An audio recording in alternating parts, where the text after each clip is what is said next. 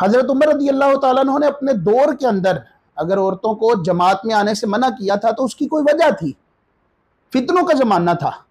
और वो ज़माना है जिसके बारे में अल्लाह के महबूब सल्लल्लाहु अलैहि वसल्लम ने इरशाद फरमाया, खैरुल कुरूनी करनी, फरमाया सबसे बेहतरीन मेरा ज़माना है, उसके बाद जो मुझसे मिलेंगे, उसके बाद जो होगा वो, यानी बेहतरीन ज़माना, फिर उसके बाद जो है वो बेहतरीन, फिर उसके बाद जो बेहतरीन है।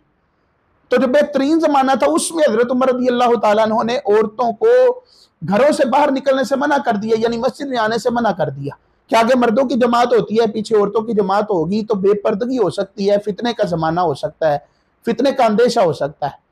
मुझे बताइए 1400 साल गुजरने के बाद अब जो हालात हमारे सामने बन गए हैं, इसमें फिर क्या औरतों पर पाबंदियां नहीं लगानी चाहिए? अब जैसे जैसे हालात आगे बढ़ रहे हैं तब तब बेहयाइयाँ, फहाशियाँ, उरियानियाँ ये आम होती चली आ रही हैं। अब गौर कीजिए, नबी करीम सल्लल्लाहु अलैहि वसल्लम की प्यारी बीवी थी हजरत सैयदा उम्मे सलमा रज़ी अल्लाह तआला अन्हा। आपने फ़र्ज हज कर लिया, फिर लोगों ने बड़ा कहा कि आप हज करें, हज करें, हज करें। आपने फरमाया मैं फ़र्ज हज कर चुकी हूँ, अब मैं अपने घर से निकलूंगी तो अपने जनाजे के साथ ही निकलूंगी। नहीं गई थी।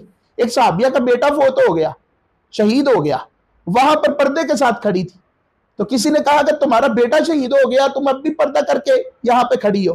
तो फरमाया मेरा बेटा दुनिया से गया, मेरी हया तो नहीं चली गई।